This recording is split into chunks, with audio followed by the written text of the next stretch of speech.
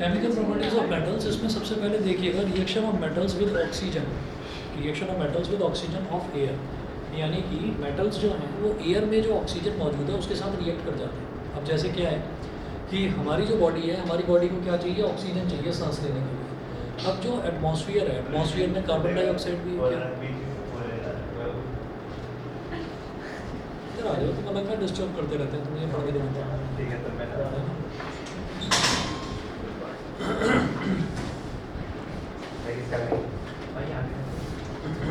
कोई नहीं, पीछे आ जाए।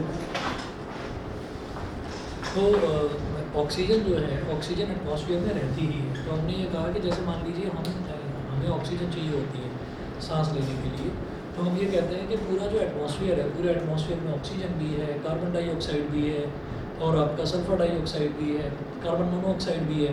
तो बहुत सारी गैसेज हैं पूरे एटमॉस्फेयर में, लेकिन हमारी जो बॉडी है वो उसको जो चीज़ चाहिए वो चीज़ वहाँ से निकाल लेती है। ऑक्सीजन चाहिए तो ऑक्सीजन ले लेती है हमारी बॉडी। अब इसी तरीके से हमने ये कहा कि हमको पर्टिकुलरली सिर्फ ऑक्सीजन ढूंढ कर नहीं लानी है, वो अपने आप मेटल्स जो हैं वो ऑक्सीजन, जो एयर में जो ऑक्सीजन मौजूद है उसके साथ रिएक्ट कर जाते हैं। तो देखिए reaction of metals with oxygen of air, पहली प्रॉपर्टी है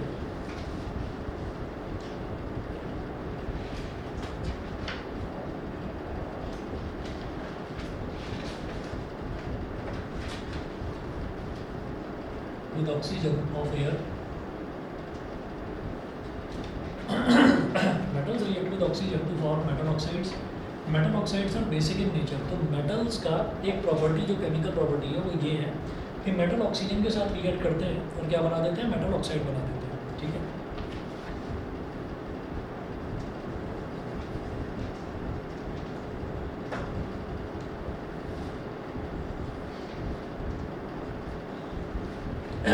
तो मेटल ऑक्सीजन के साथ रिएक्ट करते हैं और मेटल ऑक्साइड बना देते हैं। तो ये तो इसकी प्रॉपर्टी हो गई। अब क्या है कि डायरेक्टली जब मेटल ने ऑक्सीजन के साथ रिएक्ट करा तो क्या बना दिया, मेटल ऑक्साइड। अब क्या होता है कि डायरेक्टली ऐसा क्वेश्चन नहीं पूछा जाता आपसे कि मेटल ने ऑक्सीजन के साथ रिएक्ट करा तो क्या बनाया, ऐसे नहीं पूछेंगे। वो कुछ ना कुछ आपको एग्जाम्पल देंगे और उस एग्जाम्पल से आपको आइडेंटिफाई करना है कि वो क्या पूछना चाह रहा है। ठीक है, तो आप यहाँ पर एग्जाम्पल लिखेंगे तो पहला ही जो एग्जाम्पल है, पहला एग्जाम्पल हम उठा रहे हैं सोडियम का। तो sodium Na, example number 1, first part.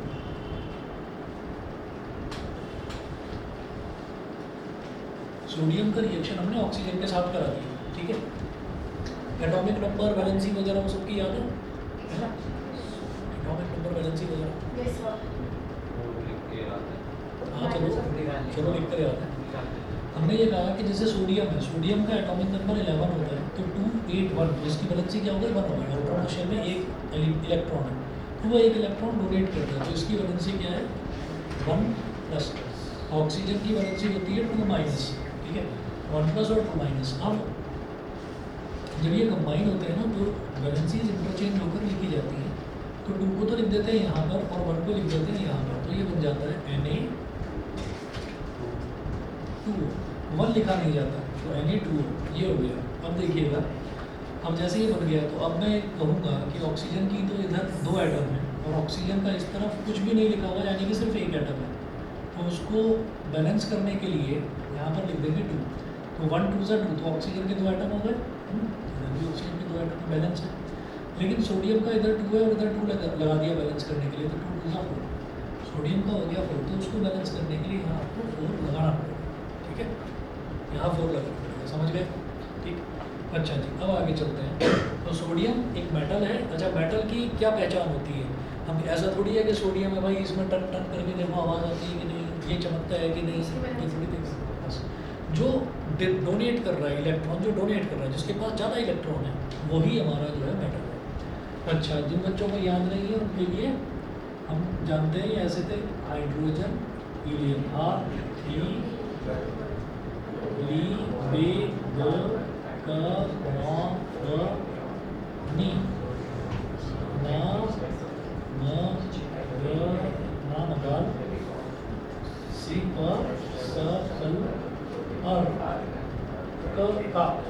ठीक है। तो ये यहाँ तक हमारे जो एलिमेंट्स हो गए, इनकी सबकी मतलब ये टोटल 20 एलिमेंट्स हो गए।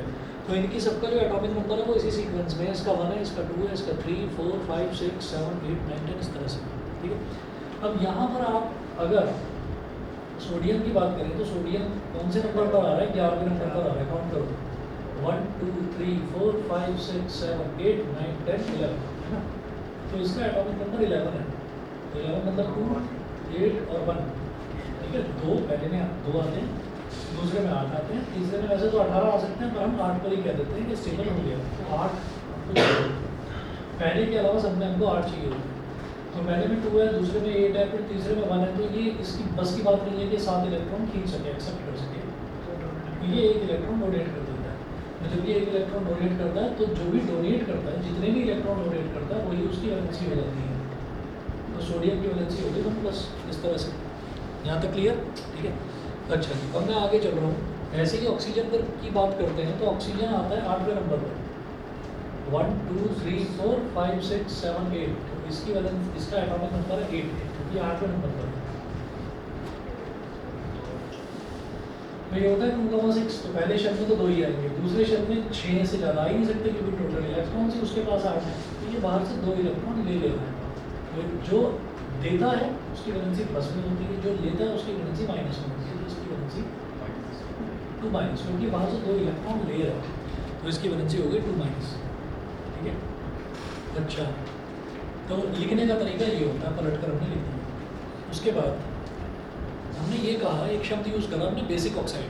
बेसिक ऑक्साइड का मतलब क्या है, एक ऐसा ऑक्साइड जो कि जिसकी नेचर जो है वो बेस वाली है, बेसिक नेचर।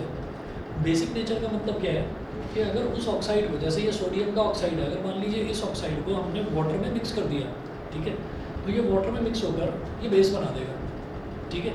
मतलब इसका जो नेचर है, भले ही ऑक्साइड है लेकिन इसका जो बिहेवियर है वो बेस जैसा बिहेवियर है। बेस का बिहेवियर क्या है कि वो रेड लिटमस पेपर को ब्लू में कन्वर्ट कर देगा, तो बेस होता है। जो ब्लू को रेड में कन्वर्ट कर दे वो एसिड होता है।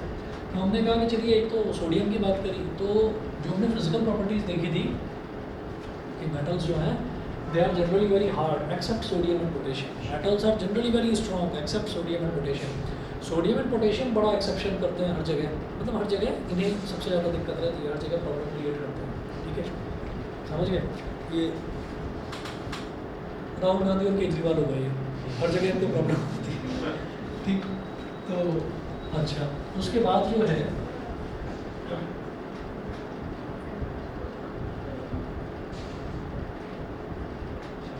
पोटेशियम को ले आए,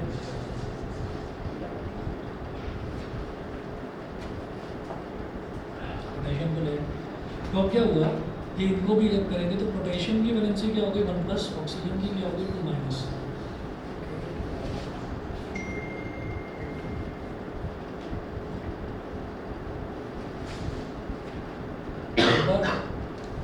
पहले तो हमें ये लगता था कि जैसे जो सोशल मीडिया हाउसेज होते हैं ये सब मतलब एडिट करते रहते होंगे, फिर एक बार तो हद ही हो गई थी। एक तो लाइव जो ये उनके होते हैं ना स्पीच, एक बार लाइव स्पीच में सुन रहा था तो मैं पता क्या कहता है, बेवकूफ़ ये बोलता है, कहता है वो आसमान में देख रहे तो चील उड़ रही है ना, और कैमरामैन भी ऐसा था, उसने पता नहीं ऊपर कैमरा कर दिया, चील ही थी ऊपर, तो 2-3 चील उड़ रही थी। क्या लगता है आपको कि ये क्यों उड़ रही है ऊपर? अरे भाई उसके पंख है वो उड़ रही है, हमारे पैर हैं हम चलते हैं, है ना। वो कहता है कि ये बेरोजगार है इसलिए घूम रही है इधर से उधर।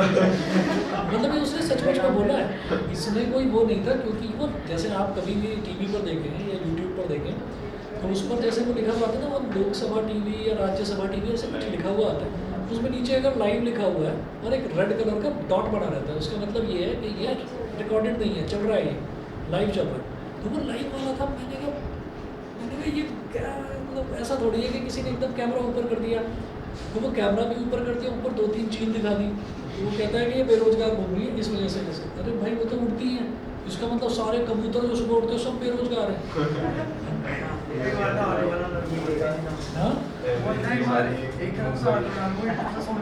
वो एडिटेड था, वो एडिटेड था। अच्छा, मतलब बोला तो था उस बेवकूफ ने, पर वो क्या कर रहा था, उसने ये कहा कि हमारे चिल्ला के बोलते हैं, हमारे प्रधानमंत्री जी बोलते हैं कि मैं ऐसी मशीन बनाऊंगा कि इधर से आलू डालो उधर से सोना निकलेगा। तो उन्होंने क्या करा, उन्होंने ये कहा कि हमारे प्रधानमंत्री जी बोलते हैं, वो काट दिया। और फिर वहाँ से शुरू होता है कि ऐसी मशीन बनाऊंगा कि इधर से आलू डालो उधर से सोना निकलेगा। तो वहाँ तो उस बेचारे को फंसा दिया उन्होंने, जो वीडियो एडिटर्स होते हैं उन्होंने फंसा दिया। पर वो मोदी जी को भी बोला नहीं, मोदी जी ने कभी ऐसा नहीं बोला, वो ऐसे ही जबरदस्ती कुछ भी। एक दिन कहता है कि जब मैं बोलूँगा मेरे को बोलने नहीं देते, क्योंकि जब मैं बोलूँगा ना तो भूचाल आ जाएगा। कैमरा मैन जो होते हैं वो इतने चालू होते हैं ना, वो इतने चालू होते हैं, जैसे उन्होंने ना जब मैं बोलूँगा तो भूचाल आ जाएगा, तो उसने कैमरा एकदम मोदी जी की तरफ कर दिया और उधर मोदी जी बैठे हुए हंस रहे थे। तो फिर जो है, फिर कांग्रेस का जो वो इनके भी सबके यूट्यूब चैनल्स बने हुए हैं सबके, है ना। तो कांग्रेस का जो चैनल है तो उसमें ये था कि क्या एक प्रधानमंत्री को शोभा देता है कि एक उभरते हुए युवा नेता का ऐसा मजाक उड़ाया जाए। तो फिर उसके नीचे कमेंट्स आए गए, थे, कह रहे 50 साल का बुढ़ा नेता, युवा नेता कहाँ से हो गया? भाई 50 साल से ऊपर की एज है उसकी, है ना, तो कह रहे कि युवा नेता कहाँ से हो गया?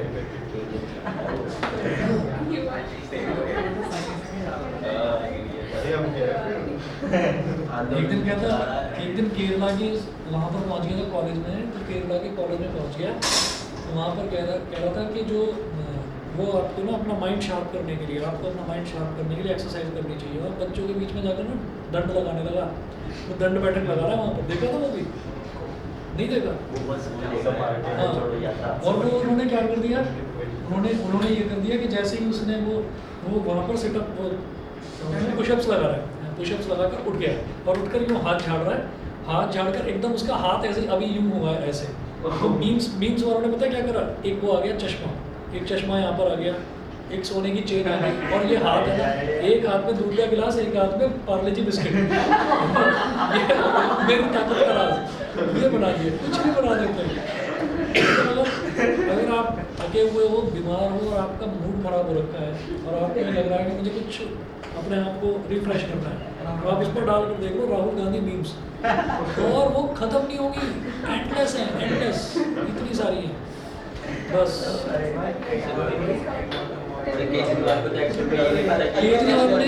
केजरीवाल ने एक बार ये कह दिया कि ये हमको समझाते हैं, है ना, क्या हम गधे हैं, है ना। तो उन्होंने ये हमको समझाते हैं और क्या काट दिया और ये कर दिया हम गधे हैं।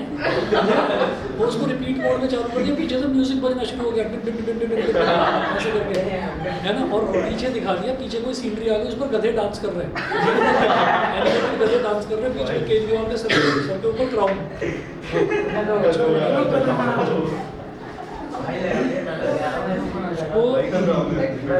उसको इतना दुखी कर रखा है, पूरा दुखी कर रखा है इसने। कांग्रेस का तो हर एक लीडर, हाँ सब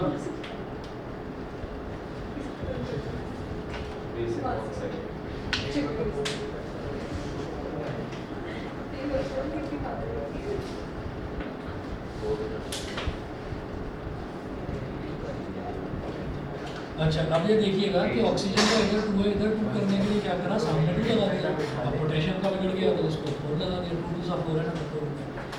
अच्छा जी, तो अब पता है ये कैसे पता चलता है, हमने ये कह दिया कि ये बेसिक ऑक्साइड है। तो बेसिक ऑक्साइड कैसे पता चलता है कि कोई भी ऑक्साइड हो, उसको अगर हमने पानी में डिजॉल्व करा और वो पानी में घुल गया, वो पता चल जाता है कोई चीज़ घुली है नहीं घुली है। फॉर एग्जाम्पल, आपने टेल्कम पाउडर होता है ना, नहाने के बाद में बगल गला वगैरह पर लगा लेते हैं, तो उसमें क्या है कि आपने पानी का एक ग्लास लिया, पानी के ग्लास लेकर और उसमें आप टेल्कम पाउडर थोड़ा सा छिड़क दीजिए और उसके बाद चम्मच लो, उसको खूब घुमाने की, खूब मिक्स करने की कोशिश करो, घुलेगा नहीं, ठीक है, क्योंकि वो एक कैटेगरी है, सॉलिड की कैटेगरी में आता है, टैल्क बोलते हैं उसको, ठीक है।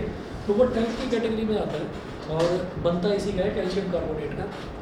तो वो जो है स्किन के लिए नुकसानदायक नहीं होता, स्किन एब्जॉर्ब कर लेती है उसको, ठीक है। तो स्किन को ख़राब नहीं करता। जैसे डिओड्रेंट है, तो डिओड्रेंट के न जाने कितने एक्सपेरिमेंट्स आए हैं कि वो स्किन को ख़राब कर देता है, स्किन डार्क होने लगती है वहाँ से, स्किन के जो पोर्स हैं वो पोर्स को वो बंद कर देता है, तो स्किन डेड हो जाती है उस वजह से। तो टैल्क का लेकिन नुकसान नहीं है, टैल्क को यूज़ करा जा सकता है। तो वो जो टैल्क है उसको आप डालिए पानी में और पानी में डिज़ोल्व करने की कोशिश करो, बोलते रहो तो आपको फिर भी वो दिख जाएगा कि वो ऊपर ना फ्लोट कर रहा है, उसके जो छोटे छोटे पार्टिकल्स हैं फ्लोट कर रहे हैं, घुलेगा नहीं।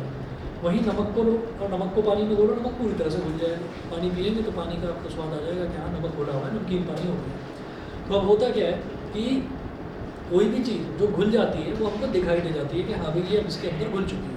तो अगर वो चीज़ डिज़ोल्व हो गई उसके अंदर, कोई भी ऑक्साइड अगर डिज़ोल्व हो गया है, डिज़ोल्व होने के बाद अच्छा ये पता कैसे करा जाएगा? ये पता ऐसे करा जाएगा कि कोई लोहे का टुकड़ा पड़ा हुआ है ऐसे ही ओपन एटमॉस्फेयर में, ठीक, आपने क्या करा, आप एक साफ पेपर लेकर आ गए और एक कपड़ा लेकर आ गए, आपने कपड़े से धीरे धीरे उसको साफ़ करना शुरू करा और उसका वो जो फ्लेकी जो पाउडर होता है ना, वो पाउडर आपने इकट्ठा कर दिया एक साफ़ कागज़ के ऊपर और पानी लेकर और टेस्ट ट्यूब में डालकर पानी को उसके अंदर उसको आपने घोल दिया, यानी कि जंग अभी खोला है किसी ने, है ना। लेकिन जब आप उसको घोलेंगे वो पूरी तरह से पानी में डिज़ोल्व हो जाता है, पानी में पूरी तरह से डिज़ोल्व हो जाता है। चाहे तो एक काम करके देख लेना कि अंगूठा है इसको गीला करना और जिस लोहे पर जंग लगा हुआ है उस पर ऐसे लगाकर और तिलक लगाकर देख लेना, ठीक है, तो लाल रंग का तिलक लग जाएगा माथे पर, ठीक। तो वो मिला कैसे, वो आपको तिलक कैसे लग गया, क्योंकि जो रोली होती है ना उसको भी हम पानी में डिज़ोल्व करते हैं तो घुल जाती है, पूरा पेस्ट बन जाता है उसका। तो इसी तरीके से आपने ये बिल्कुल बिल्कुल बेसिक और प्रैक्टिकल एग्जांपल है जो आप अपने घर पर भी कहीं पर भी करके देख सकते हैं।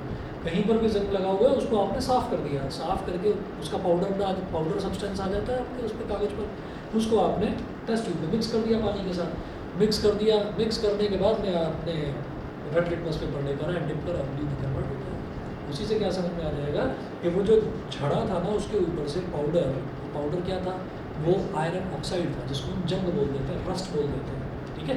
तो वो जो हाँ ब्राउनिश है इस तरीके का, तो वो जो है वो उसको हमने उसके अंदर डाला और फिर हमने देखा कि भाई ये तो रेड लिटमस पेपर को ब्लू में कन्वर्ट कर रहे हैं, तो इसका मतलब ये बेसिक नेचर है।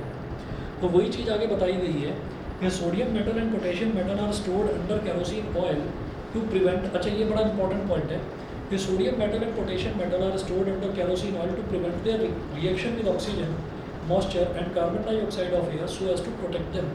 तो ये जो है ना ये बहुत ज़्यादा रिएक्टिव है, मतलब बहुत ज़्यादा भड़कीले हैं, मतलब किसी ने जरा सा कुछ बोल दिया एकदम से लड़ने को तैयार है, ठीक, वही है इसके साथ सोडियम के साथ, इसको तो कुछ बोलने की जरूरत नहीं, पड़ा ही रिएक्शन करने को तैयार रहता है। तो सोडियम को एटमॉस्फेयर में रख नहीं सकते।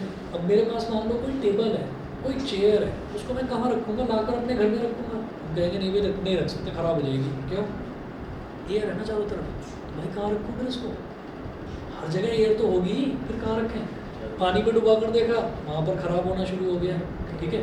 किसी और चीज़ में देखा, मतलब अलग अलग सब्सटेंसेस में डालकर देखा कि इसको रखें तो रखें कहाँ। तो फिर ये नतीजा निकाला गया, वैक्यूम क्रिएट करना हर समय पॉसिबल नहीं होता कि वैक्यूम क्रिएट करो, जिस जार में रखा है उस जार में से ख़त्म कर दो एयर को, वो हर समय पॉसिबल नहीं होता। तो फिर ये देखा गया कि हाँ कैरोसिन एक ऐसा सब्सटेंस है, उसके अंदर डालकर चेक करा गया कि अब सोडियम का कुछ भी नहीं बिगड़ता, पोटेशियम का कुछ भी नहीं बिगड़ता। तो ये कैरोसिन के साथ सोडियम और पोटेशियम रिएक्ट नहीं करते, लेकिन अगर ओपनली एटमॉस्फेयर में रख दिया तो वो रिएक्ट कर जाते हैं ऑक्सीजन ऑफ एयर के साथ। वही काम आयरन के साथ होता है, आयरन को खुले में नहीं रखा जाता, ठीक है। आप कहेंगे नहीं क्यों नहीं रखा जाता, भाई हमने तो देखा है लोहे की सारी गाड़ियाँ होती हैं, है ना, तो क्या करते हैं उसके ऊपर पेंट करते हैं उसको प्रोटेक्ट करने के लिए। अगर आप खुले में ऐसे ही कंपनी में जो इंडस्ट्री में जो कार मैन्युफैक्चरिंग इंडस्ट्री है वहाँ पर कार बन के आई, उस पर आपने कह दिया भाई मेरे को असली लोहा चाहिए, मेरे को पेंट वेंट नहीं चाहिए, असली लोहा, ठीक है, बस कोई पेंट नहीं, कोई प्रोटेक्टिव कोटिंग नहीं, ऐसे ही दे दो बस, आ गई गाड़ी बनकर, ठीक है। अभी गाड़ी पता चला लेकर आए थे एकदम चमचमाती हुई सिल्वर कलर की, 2 दिन बाद काली हो गई, क्यों, जंग लग गया उसके ऊपर। और फिर क्या होता है कुछ समय बाद वो आपकी मुश्किल से 5 महीने 6 महीने 7 महीने जब तक उसका पूरा मेटल गल नहीं जाता तब तक वो चलती रहेगी, उसके बाद टूट टाट कर अलग हो जाएगी, ठीक है। तो क्या है कि इस वजह से प्रोटेक्शन करना बहुत ज़रूरी है, और आयरन की अगर प्रोटेक्शन कर दिया जाए तो उसकी इतनी लंबी लाइफ है कि जिसका कोई हिसाब नहीं, कोई लिमिट नहीं, ठीक है। देखिए ना बड़े बड़े लोहे के दरवाजे होते हैं, उस पर पेंट कर दिया जाता है ना, और फिर वो 10 साल 20 साल 50 साल तक चलते रहते हैं, कुछ बिगड़ता नहीं। तो अब ये देखा गया most of the metal oxides are insoluble in water, ज़्यादातर जो मेटल ऑक्साइड्स हैं वो पानी में घुलते नहीं, इनसॉल्युबल होते हैं। But some of the metal oxides dissolve in water to form alkalis. Alkalis का मतलब क्या है, जो बेस पानी में घुल जाए उसको हम एल्कली बोलते हैं, water soluble bases are called alkalis. तो हमने कहा कि हमने 2 एग्जांपल लिए ना यहाँ पर, Na2O को पानी में घोल दिया, जितने रिएक्शन यहाँ लिखे हुए हैं वो रिएक्शन भाई याद होने चाहिए सबको, ठीक है, क्योंकि इन रिएक्शंस पर ही पेपर बनता है। Na2O प्लस H2O, तो ये दोनों जो हैं Na2O और H2O ये कंबाइन होकर क्या बन जाता है, NaOH बन जाता है, NaOH सोडियम हाइड्रोक्साइड। इसी तरीके से K2O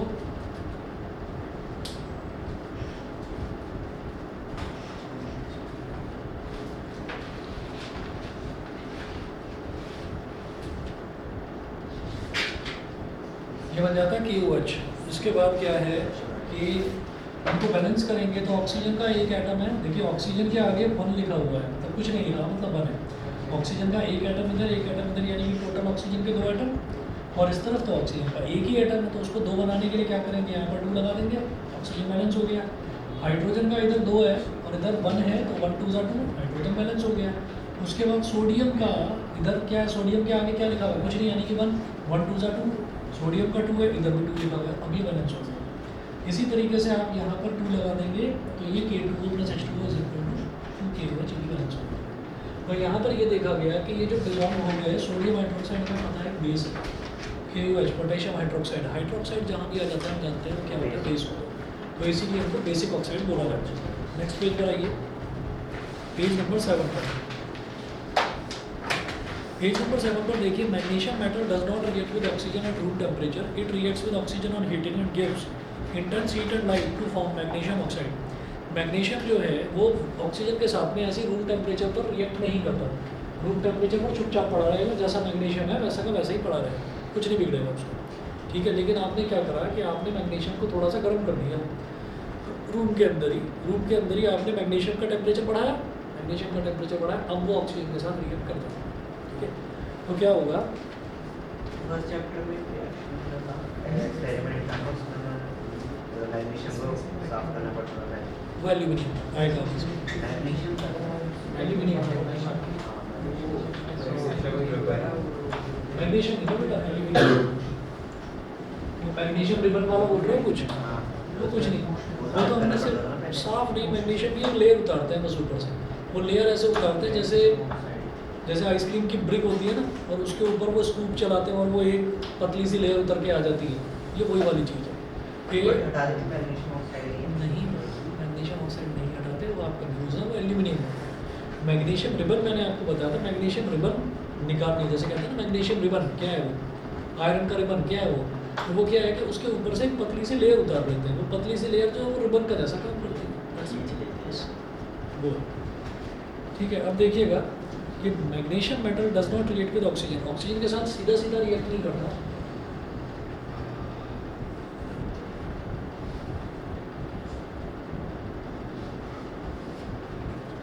फर्स्ट सेकंड, और इसी से रिलेटेड ये वाला है कि भाई सोडियम के ऑक्साइड को वाटर में डिजॉल्व करा, और इसी से रिलेटेड ये वाला है कि पोटेशियम ऑक्साइड को वाटर में डिजॉल्व करा तो KOH बच गया।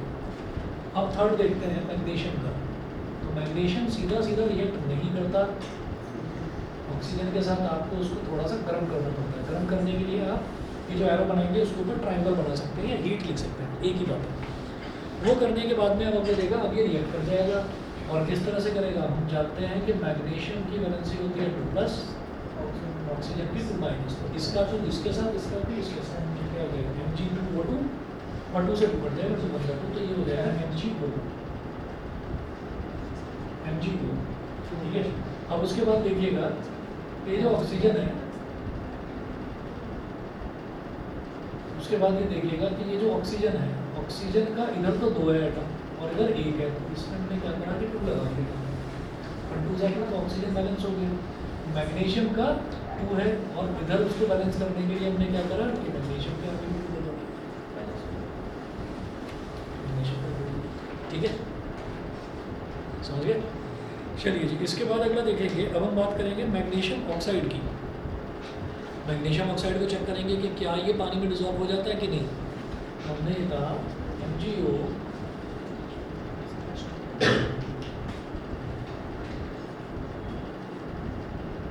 ये बनेगा MgOH होल ट्वाइस, यहाँ पर तो KOH और NaOH बना था, ये MgOH होल ट्वाइस क्यों बना, क्योंकि OH की वैलेंसी 1 होती है और Mg की वैलेंसी 2 होती है, उधर दोनों की वैलेंसी 1 होती है, तो वो तो गया कन्वर्ट, लेकिन पूरी तरह से नहीं हो पाता, पार्शली होता है, मतलब रिएक्शन कंप्लीट नहीं हो पाता, ढंग से नहीं हो पाता, थोड़ा कन्वर्ट हो जाता है। जैसे ये वाले देखिए पूरी तरह से सोडियम ऑक्साइड वाटर में मिक्स हुआ, पूरी तरह से सोडियम हाइड्रोक्साइड में कन्वर्ट हो गया।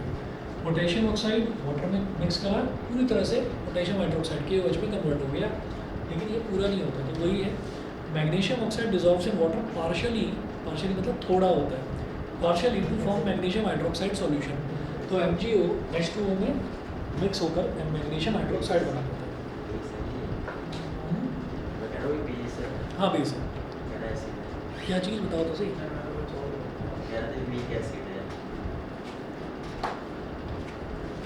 काम करते हैं, एक मिनट बताओ।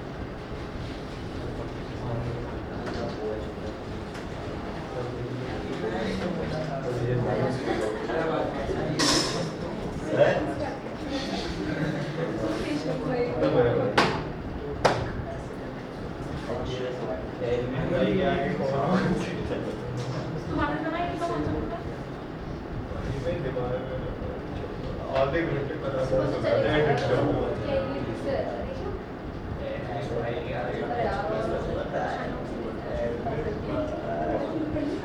फिलहाल में 9 बजे सिस्टम में उठते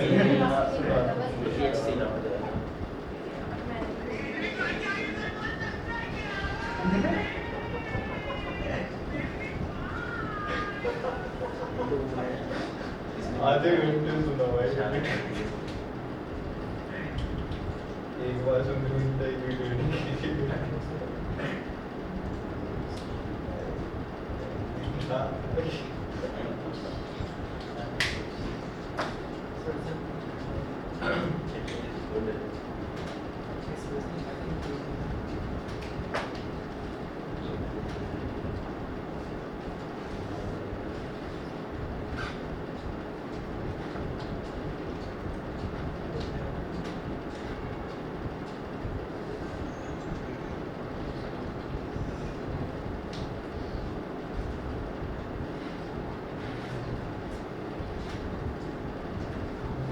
वही इतनी तेज होता था उसके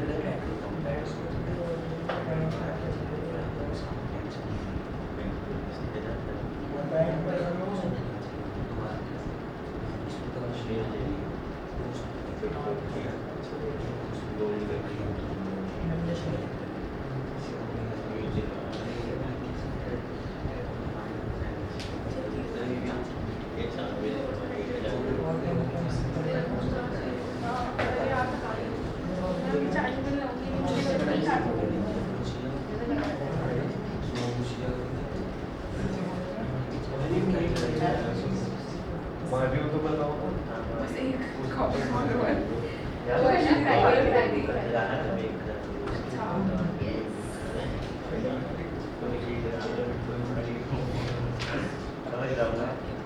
कहीं लाइक इंटीग्रेशन के कहीं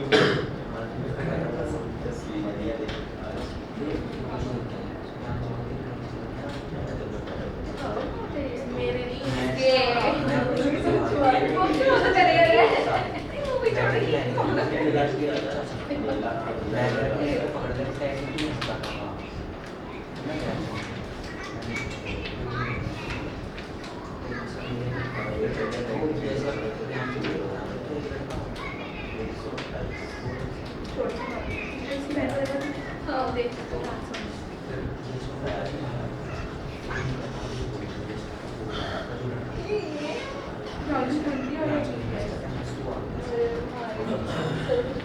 सर पानी का बॉटल भर के अरे क्या करोगे, छोड़ो ना, कहाँ प्यास लगी वैसे मेरे ही सबको लग रही है। किसी 98% I get wrong. 10 मिनट हुए।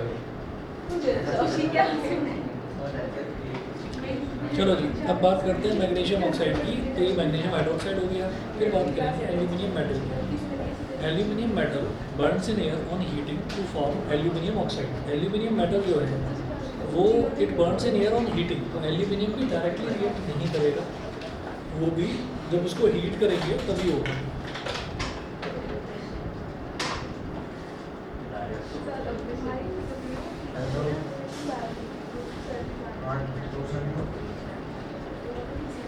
एल्यूमिनियम का रिएक्शन जब ऑक्सीजन के साथ में आया तो क्या बनेगा,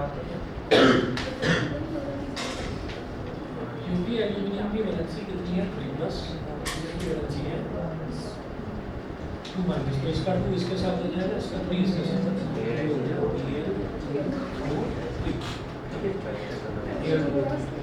और उसके बाद जब बैलेंस करेंगे एक मिनट शाम को, जब Al2O3 है बैलेंस करेंगे तो ऑक्सीजन का इधर 2 है और इधर ऑक्सीजन का 3 है, तो बैलेंस करने के लिए 2 और 3 का एलसीएम ले लेते हैं, वो होता है 6। तो 3 को 6 बनाने के लिए क्या करूँगा, 2 से मल्टीप्लाई, और 2 को 6 बनाने के लिए क्या करेंगे, 3 से मल्टीप्लाई। ठीक है, तो 2 3 ज़ा 6, 3 2 ज़ा 6, बैलेंस हो गया। एल्यूमिनियम का 2 2 ज़ा 4 और इसको 4 बनाने के लिए आप 4 डाल दें। समझ गए? ठीक है। अच्छा जी, उसके बाद क्या है, those metal oxides which show basic as well as acidic behavior are known as amphoteric oxide। ये तो सर एसिड और बेस में दोनों रिएक्ट करेगा। हमने कहा कि Al2O3 एक ऐसा ऑक्साइड है जो कि एम्फोटेरिक ऑक्साइड है, यानी कि अगर इसको एसिड के साथ रिएक्ट करवा दें तो ये बेस की तरह बिहेव करेगा, अगर इसको बेस के साथ रिएक्ट करवा दें तो ये एसिड की तरह बिहेव करेगा। कैसे, देखिए इसमें OH और O+ आयन। हाँ, ये जो Al2O3 है, amphoteric oxides react with both acids as well as bases to form salts and water. तो ये एसिड के साथ भी रिएक्ट करते हैं और बेसिस के साथ भी रिएक्ट करते हैं सॉल्ट और वाटर बनाने के लिए। ठीक है।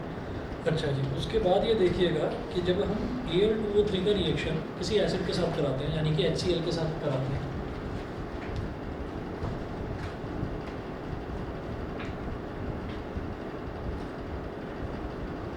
जब Al2O3 का रिएक्शन किसी एसिड के साथ, तब HCl के साथ रिएक्शन करवाएंगे तो क्या मिल जाएगा, Al तो Cl के साथ कंबाइन कर जाएगा, तो क्या बनेगा AlCl।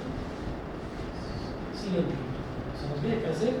एल्यूमिनियम की वैलेंसी 3 होती है, क्लोरीन की वैलेंसी 1 होती है, तो AlCl3 बन जाएगा। H O के साथ जुड़ जाएगा तो क्या बनेगा, तो सॉल्ट प्लस वाटर बन गया। तो यहाँ पर ये क्या है, एसिड, और एसिड के साथ जब ये जुड़कर सॉल्ट और वाटर बना रहा है तो फिर ये कैसे बिहेव कर रहा है, बेस की तरह, लेकिन है तो ऑक्साइड ना, तो क्या बोलेंगे, बेसिक ऑक्साइड, बेसिक ऑक्साइड। समझ गए? ठीक है। अच्छा, उसके बाद देखिएगा, फिर हम ये कहेंगे in this reaction aluminium oxides behaves as basic oxide to form salt and water. फिर अगले पेज पर आ जाइए, Al2O3 का रिएक्शन हमने सोडियम हाइड्रोक्साइड के साथ करा रहा है।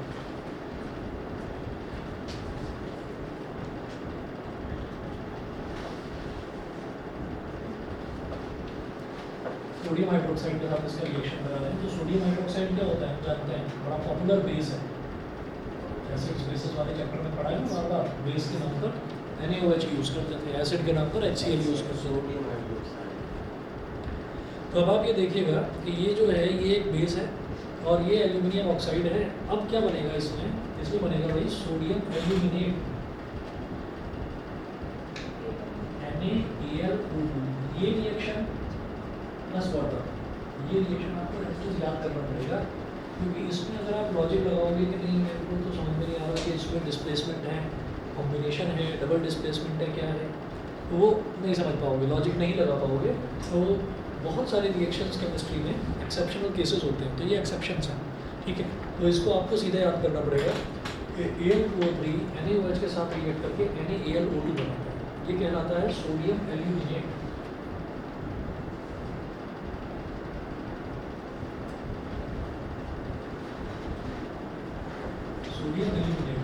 तरह का सॉल्ट है और साथ में मिल वाटर, तो सॉल्ट और वाटर मिल रहा है और जब यहाँ NaOH हमने बेस लिया था तो इसका मतलब ये एसिड ही होगा, तो इसका मतलब ये हो गया आपका एसिडिक ऑक्साइड।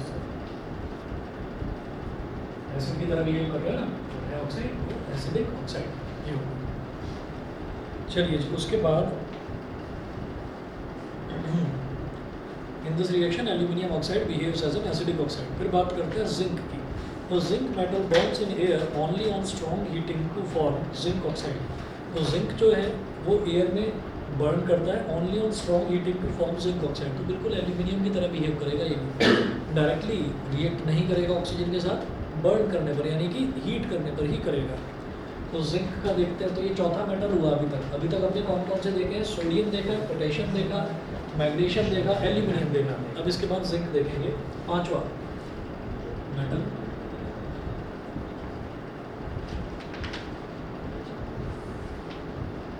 जिंक का रिएक्शन ऑक्सीजन के साथ कराया तो ये बन जाएगा ZnO। ZnO समझ गए। अब ऑक्सीजन को बैलेंस करने के लिए इधर 1 है, इधर 2 है, इधर 2 लगाएंगे और फिर इधर भी 2 लगाएंगे, बैलेंस होगा। ठीक है, उसके बाद आगे चलते हैं। Zinc oxide is also an amphoteric oxide. तो जिंक ऑक्साइड जो है ये भी एक एम्फोटेरिक ऑक्साइड है। एम्फोटेरिक ऑक्साइड का मतलब कि ये वाला जो ऑक्साइड है ये भी एसिडिक ऑक्साइड की तरह भी बिहेव करेगा और बेसिक ऑक्साइड की तरह भी बिहेव करेगा, दोनों तरह से बिहेव करता है। तो फिर दोनों वाले एग्जाम्पल्स देखेंगे। तो सबसे पहला एग्जाम्पल वही कि आपने जैसे यहाँ पर इसको HCl के साथ कराया तो जिंक को करा देंगे, ZnO का रिएक्शन करा दिया HCl के साथ, तो ZnCl के साथ जुड़ जाएगा, क्या बनेगा ZnCl2, क्योंकि क्लोरीन का तो 1 होता है लेकिन जिंक की वैलेंसी 2 होती है ZnCl2, और H2 के साथ जुड़ेगा H2O। ठीक है, बैलेंस अगर करेंगे तो इधर 2 लगाना पड़ेगा, हाइड्रोजन बैलेंस हो गया, क्लोरीन का 2 है, क्लोरीन बैलेंस हो गया, जिंक भी बैलेंस। तो यहाँ पर HCl जो है दैट इज एन एसिड, ये सॉल्ट है और इसका बता देना वाटर है। तो ये हमारे पास बेस यानी कि बेसिक ऑक्साइड ये हो गया। आगे चलते हैं, फिर बात करेंगे in this reaction zinc oxide behaves as an acidic basic oxide. उसके बाद अगला देखेंगे, तो अगला इसी तरह से देखेंगे जैसे Al2O3 का देखा था, अब उसको बेस के साथ रिएक्ट करवा देंगे। तो यहाँ पर ZnO KOH के साथ भी करा सकते।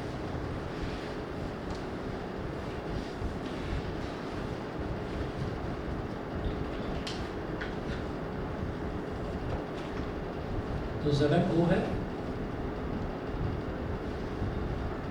इसका रिएक्शन NaOH के साथ करा दिया, तो जैसे यहाँ बना था NaAlO2, यहाँ बनेगा Na2ZnO2।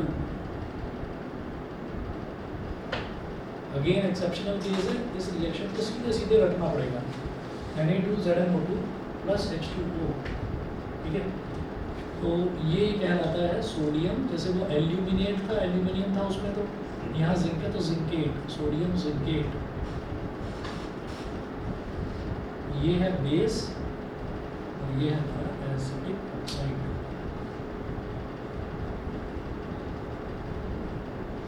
एसिडिक ऑक्साइड, ठीक है। चलिए जी, ये हुआ। इसके बाद आयरन की बात करते हैं, तो आयरन ऑक्सीजन के साथ सीधा सीधा ये भी रिएक्ट नहीं करता। तो इसमें क्या है कि iron metal does not burn in air even on strong heating, it reacts with oxygen of air on heating to form iron second और थर्ड ऑक्साइड। तो क्या करेंगे Fe, अब ये पांचवा था, छठा देखेंगे आयरन। Fe का रिएक्शन जब O2 के साथ कराते हैं तो भाई आयरन की वैलेंसी जो है वो 2 होती है, 3 होती है, हमें कौन सी लेनी है। यहाँ पर आप ये कहेंगे कि एक आयरन थर्ड ऑक्साइड होता है, वो कैसे बनता है आपको पता नहीं और उसको करने की ज़रूरत भी नहीं है। आप बस सीधा ये याद रखेंगे Fe3O4, बस Fe3O4 एकदम से मन में ये आएगा कि ऑक्सीजन की वैलेंसी तो 2 होती है, तो यहाँ 3 कैसे आ गया। आयरन की वैलेंसी तो 2 होती है या 3 होती है, तो यहाँ पर 2 आना चाहिए था, 3 आना चाहिए था, यहाँ 4 कैसे आ गया। उसको आप छोड़ दीजिए, आपको सीधा ये भी एक्सेप्शनल केस है, सीधा याद रखना है कि आयरन ऑक्सीजन के साथ रिएक्ट करके Fe3O4 बनाया, बस इतना। ठीक है, और ये भी जो है गर्म करने पर और इसको बैलेंस करेंगे तो इधर 3 है, इधर 3 बनाएंगे, 3 हो गया बैलेंस। ऑक्सीजन का इधर 2 है, इधर 4 है, तो इधर 2 लगाएंगे, 2 2 4, तो ऑक्सीजन का इस तरह से 4 हो जाएगा। जी मैडम। उसके बाद ये देखेंगे ये डायरेक्टली तो रिएक्ट करेगा नहीं, तो किस तरह से रिएक्ट करवाते हैं आयरन का ऑक्सीजन के साथ। दो piece of iron metal does not burn in air but iron filings burn vigorously when sprinkled in the flame of a burner. तो आयरन का कोई पीस जो है उसको आप आग में डाल दो, वो तो रिएक्ट नहीं करेगा, ठीक है, लेकिन वो कब रिएक्ट कर जाएगा कि अगर आयरन के पाउडर्ड फॉर्म में आयरन के स्प्रिंकल्स हैं, समझ गए, आयरन पाउडर फिलिंग्स, आयरन का चूड़ा है, पाउडर है, उसको आपने ऐसे आग में झोंक दिया तो फिर वो बड़ी तेज़ी से वो रिएक्ट करेगा, जलेगा। फिर बात करते हैं जी कॉपर की। तो copper metal also does not burn in air even on strong heating. Copper reacts with oxygen of air on prolonged heating to form a black substance called copper second oxide, ठीक है। तो air तो हमारा atmosphere है ही, atmosphere में तो air है ही। Copper के बर्तन होते हैं, कॉपर के वेसल होते हैं, घर में कई बार सब्जी वगैरह बनाने के लिए कॉपर के वेसल्स यूज़ करते हैं। ऑक्सीजन तो एटमॉस्फेयर में है ही, हमने इसको गर्म करना शुरू करा, ये भी गर्म करना शुरू करा, तो क्या बन जाएगा CuO, ठीक है, ब्लैक कलर, इसका ब्लैक कलर हो जाएगा।